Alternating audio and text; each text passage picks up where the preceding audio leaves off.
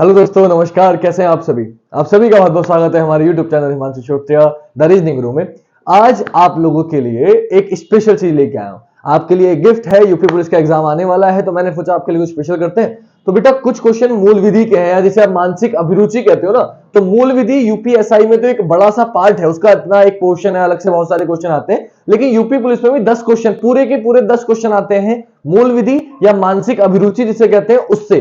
तो कोशिश कर रहे हैं हम लोग। तो मेरी बड़ी दीदी भी है, एक टीचर भी हैं जिन्होंने एलएलबी एलएलएम किया हुआ है, तो मैंने सोचा कि आपके सामने उनको पेश किया जाए। दीदी ने समय निकाल के यहाँ पे आई हैं। रिक्वेस्ट करी उनसे कि आप प्लीज थोड़ा सा एक वीडियो बना दीजिए। तो आज आपको वो मूल विधि के कुछ इंपॉर्टेंट क्वेश्चंस कराएंगी, जिससे अगर उसमें से कुछ क्वेश्चन एक्ट वगैरह जो आ रहे हैं, धाराएं जो आ रही हैं संविधान की, जो आपको नहीं पता है, पॉस्को एक्ट क्या होता है, मानवाधिकार एक्ट क्या होता है, ये सब चीजों के बारे में आपको थोड़ा सा नॉलेज देंगी, जानकारी देंगी। तो अब आगे मैं जा रहा हूं, मैम आपको शुरू करेंगी आज की वीडियो।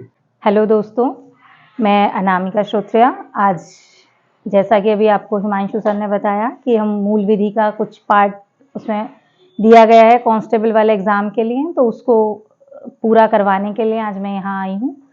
तो मैं आपको शुरुआत करते हैं अपना समय ना खराब करते हुए, है ना, क्योंकि समय खराब करने के लिए बचा भी नहीं है, जो है आपका सिर्फ रिवीजन ही है। तो इसके लिए मैं शुरुआत करती हूँ मानवाधिकार अधिनियम से, जो कि 1993 का अधिनियम है।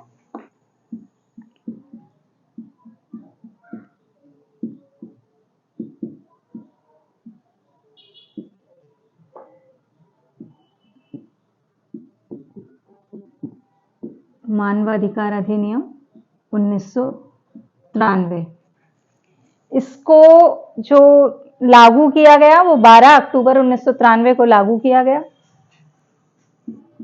12 अक्टूबर 1993 बहुत इंपॉर्टेंट चीज़ है बच्चों, ये बहुत ज़्यादा पूछा जाने वाला सवाल है और सबसे आसान क्वेश्चन है, और ज़्यादातर हम लोग आसान सवालों में ही फंस जाते हैं। फिर इसमें एक चीज़ आती है कि इसको कब लागू किया गया, तो इसको लागू किया गया 12 अक्टूबर 1993 को। हम जो है मानवाधिकार दिवस कब मनाते हैं, तो हम मनाते हैं 10 दिसंबर को।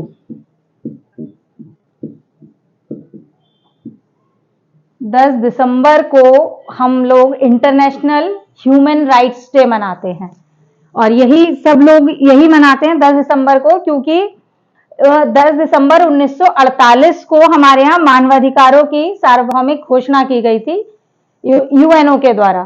तब से लगातार ये चला जा रहा है। तो अब सारे पूरा विश्व 10 दिसंबर 1948 से इंटरनेशनल मानवाधिकार दिवस मना रहा है। और जो हमारा राष्ट्रीय मानवाधिकार आयोग है, राष्ट्रीय मानवाधिकार आयोग,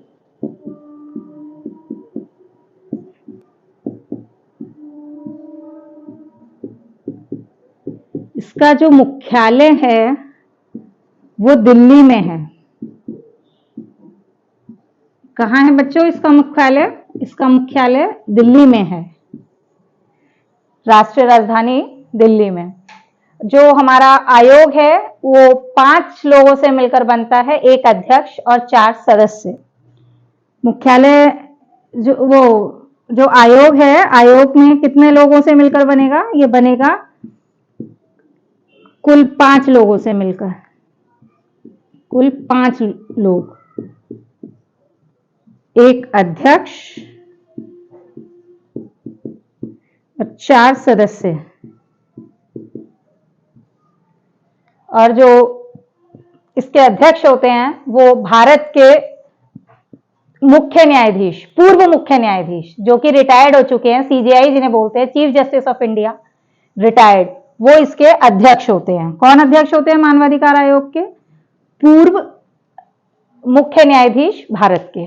ठीक है, अब इसी के साथ में हम अपने, ये तो हमारा एक जनरल इंट्रोडक्शन हो गया ह्यूमन राइट्स एक्ट का, लेकिन अब हमें इसकी कोई बहुत ज्यादा विशेष जरूरत नहीं है। ये भी मैंने वो पॉइंट्स बताए हैं आप लोगों को जो कि एग्जाम में इनसे फंसता है क्वेश्चन। इनसे क्या पूछा जाएगा कि मानवाधिकार अधिनियम कौन सी सन का है, तो 1993 का है। उसके बाद में कब लागू हुआ? 12 अक्टूबर 1993 को। कब लागू हुआ? 12 अक्टूबर 1993 को। उसके बाद में ह्यूमन राइट्स डे कब मनाया जाता है? अंतर्राष्ट्रीय मानवाधिकार दिवस कब मनाया जाता है? 10 दिसंबर को मनाया जाता है अंतर्राष्ट्रीय मानवाधिकार दिवस। फिर राष्ट्रीय मानवाधिकार आयोग का मुख्यालय कहाँ पर है? दिल्ली। ये क्वेश्चन बहुत पूछा जाता है। उसके अलावा आयोग में कितने लोग होते हैं, कितने मेंबर होते हैं? तो 5 मेंबर से बन के बनता है। एक अध्यक्ष होते हैं, 4 मेंबर होते हैं। जो अध्यक्ष होते हैं वो हमारे एक्स CJI होते हैं, चीफ जस्टिस ऑफ इंडिया। दोबारा से एक बार इसको रिवाइज कर लेते हैं जो भी हमने पढ़ा है।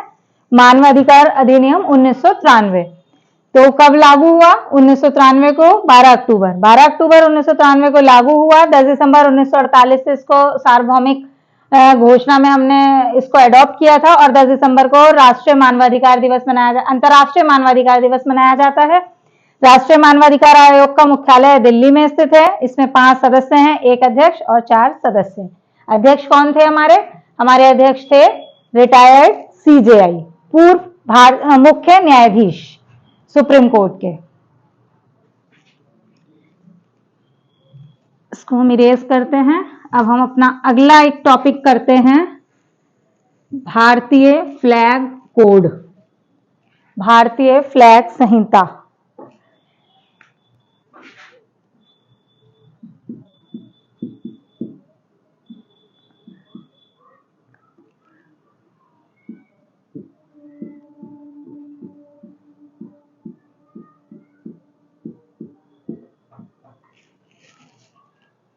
फ्लैग कोड ऑफ इंडिया ये हमारा कब लागू हुआ? ये हुआ 26 जनवरी 2002।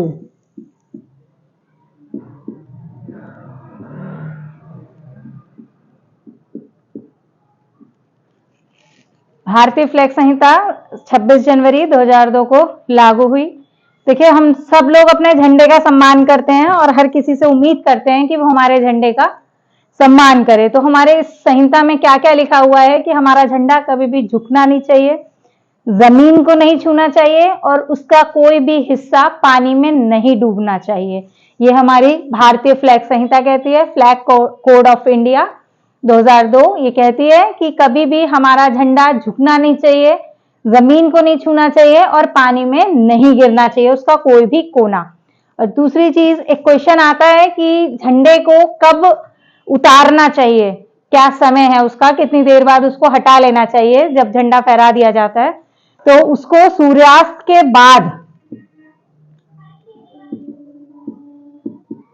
सूर्यास्त के समय, सूर्योदय से सूर्यास्त के बीच में हमें झंडे को फहराना चाहिए और उसके बाद रात्रि में हमें अपना झंडा उतार लेना चाहिए। जो बच्चे अगर कभी अटारी वाघा बॉर्डर गए होंगे अमृतसर वाले, तो उन्होंने देखा होगा कि रोज शाम को जिस समय वो वहां पे ड्रिल होती है उसके बाद में झंडे को रोज उतारा जाता है अपने, तो वो यहीं से आता है फ्लैग कोड ऑफ इंडिया से। तो जो फ्लैग कोड ऑफ इंडिया से पहले हमारे यहाँ आम पब्लिक को ध्वजारोहण के अधिकार नहीं था, लेकिन इसके बाद से हमें जो है, हमें सुप्रीम कोर्ट ने मौलिक अधिकार में मूल अधिकारों के अनुच्छेद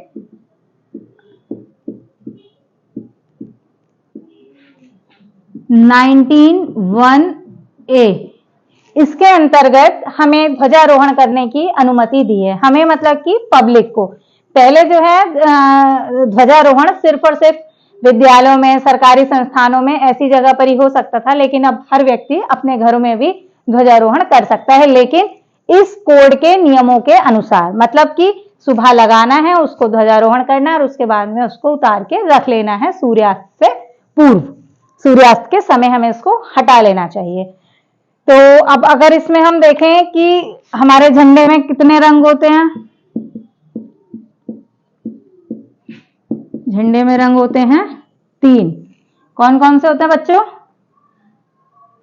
पहला ऊपर, सबसे ऊपर होता है, कौन सा रंग होता है बच्चों? केसरिया रंग। फिर किस चीज का प्रतीक? शक्ति और साहस का। दूसरे नंबर पे बीच में कौन सा रंग? सफेद रंग। सफेद रंग अशोक चक्र के साथ, वो चक्र जो कि धर्म का प्रतीक है, जो 24 तीलियां हैं अशोक चक्र की, वो मनुष्य के 24 गुण धर्म को दर्शाती हुई। और सफेद रंग शांति और अहिंसा का प्रतीक, सत्य का प्रतीक। तीसरा रंग हरा रंग। हरा रंग जो है किस चीज का प्रतीक है? हरा रंग प्रतीक है भूमि की उर्वरता, वृद्धि, पवित्रता का। किस चीज का? भूमि के से संबंधित। हमारा देश जो है कृषि प्रधान देश है और हरा रंग उसी को दर्शाता है हमारे झंडे का। और इसमें बीच में अशोक चक्र, सफेद पट्टी पर अशोक चक्र,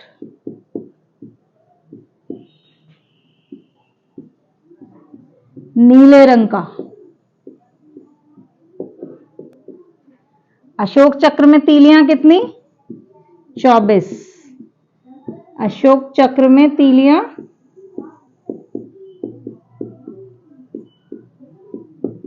24। हमारे झंडे का जो डिजाइन किया, किसने डिजाइन किया? झंडे का डिजाइन किया पिंगली वेंकैया। किसने किया? पिंगली वेंकैया। और इसको, हमारे झंडे को अंगीकृत किसने किया? संविधान सभा ने।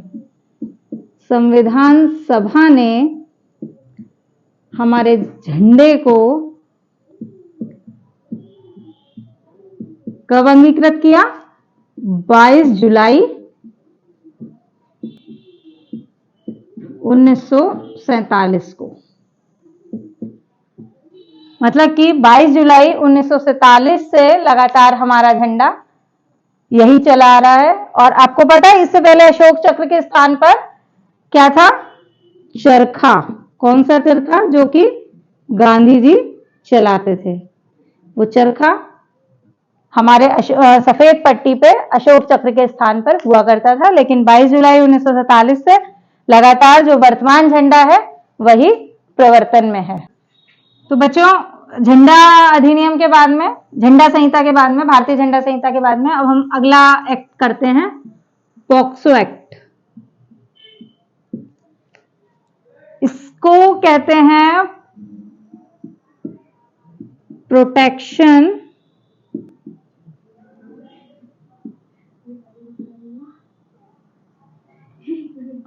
ऑफ चिल्ड्रन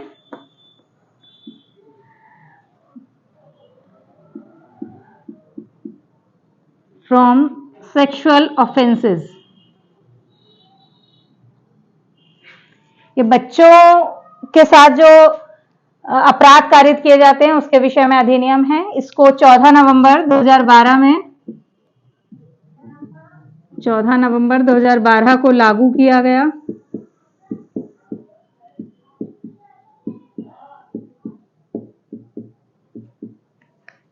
और इसको 20 जून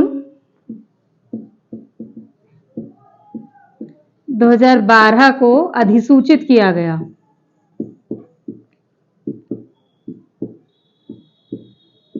ठीक है, ये लागू होने की तारीख और अधिसूचित होने की तारीख अलग अलग होती है। अधिसूचित 20 जून 2012 को हुआ और 14 नवंबर 2012 को लागू किया गया। इस एक्ट से इतना ही। आता अगला टॉपिक शुरू करते हैं हम, राष्ट्रीय सुरक्षा अधिनियम, जिसको शॉर्ट में आपने अक्सर सुना होगा कि उस पर रासुका लग गई, रासुका लग गई। तो ये रासुका अधिनियम है। रासुका की फुल फॉर्म होती है राष्ट्रीय सुरक्षा कानून। तो इसको लागू किया गया 23 सितंबर 1980 में और सरकार थी उस समय इंदिरा गांधी की। तो इंदिरा गांधी जी की सरकार में राष्ट्रीय सुरक्षा कानून मतलब कि रासुका को लागू किया गया 1980 में 23 सितंबर को। तो जैसा आपको नाम से समझ में आ रहा है, राष्ट्रीय सुरक्षा क्या होती है? राष्ट्रीय सुरक्षा, यदि कोई व्यक्ति हमारे राष्ट्र की सुरक्षा में सेंध लगाने की कोशिश करता है किसी भी तरीके से, मतलब कि जैसे दंगे कराकर या कोई भड़काऊ भाषण देकर जिससे कि हमारे लोग ही आपस में एक दूसरे के खिलाफ हो जाएं, या फिर कोई विदेशी व्यक्ति आके हमारे देश के खिलाफ कुछ बात करता है, तो ऐसे लोगों पर रासुका लगाया जाता है। सबसे ज्यादा महत्वपूर्ण एक अधिनियम है, कानून है हमारे देश का, राष्ट्रीय सुरक्षा कानून। तो जब लगता है केंद्र को या राज्य सरकार को कि कानून व्यवस्था में बाधा उत्पन्न की जा रही है किसी व्यक्ति के द्वारा, तो सरकार फिर उस पर रासुका लगा देती है। और जो अधिकारी किसी व्यक्ति पे रासुका लगाता है, कोई भी अधिकारी, तो इस कानून का सबसे बड़ी बात यह है कि वो अधिकारी 5 दिन तक बिना कारण बताए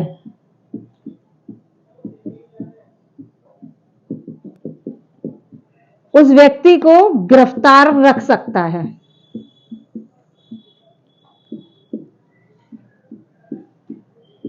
और विशेष परिस्थितियों में यह अवधि 5 दिन से 12 दिन की भी हो सकती है। 12 दिन तक कब रखेगा? 12 दिन तक गिरफ्तार रख पाएगा, गिरफ्तार रख सकता है।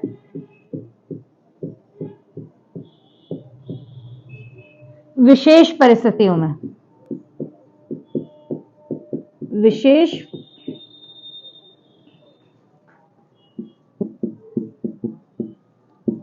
परिस्थितियों में।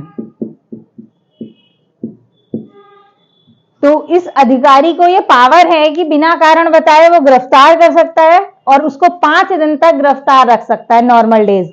लेकिन यदि कोई विशेष परिस्थितियां हैं, उसको लग रहा है कि यह ज्यादा खतरनाक व्यक्ति है, तो उसको वो 12 दिन तक भी गिरफ्तार रख सकता है अपने अंडर में।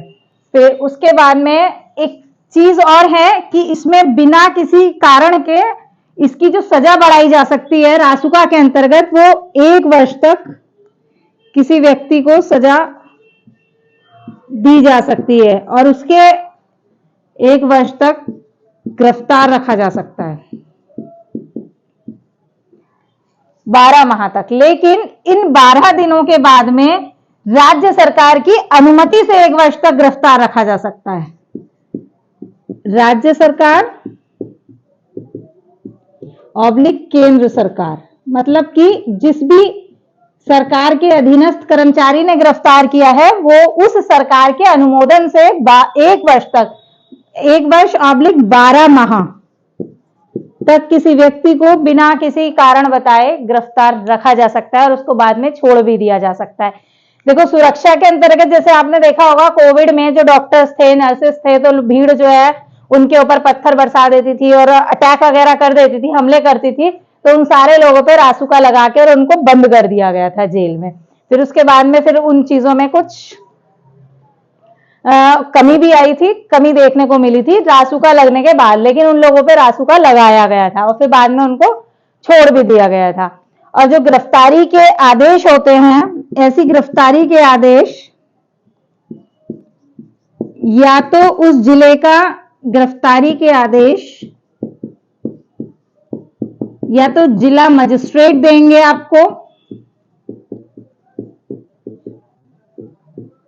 या फिर पुलिस आयुक्त देंगे। ये 2 अधिकारी ऐसे होते हैं जो कि रासुका के अंतर्गत किसी भी व्यक्ति को गिरफ्तारी के आदेश दे सकते हैं। और यही हमारे राष्ट्रीय सुरक्षा अधिनियम का मोटो है कि हमारे समाज में कोई भी अराजकता ना फैलाए, हमारे देश के विरुद्ध कोई काम ना करे। और इस वजह से चूंकि बिना कारण बताए गिरफ्तार कर लिया जाता है, तो कुछ लोगों ने अंग्रेजों के रॉलेट एक्ट से, रॉलेट एक्ट,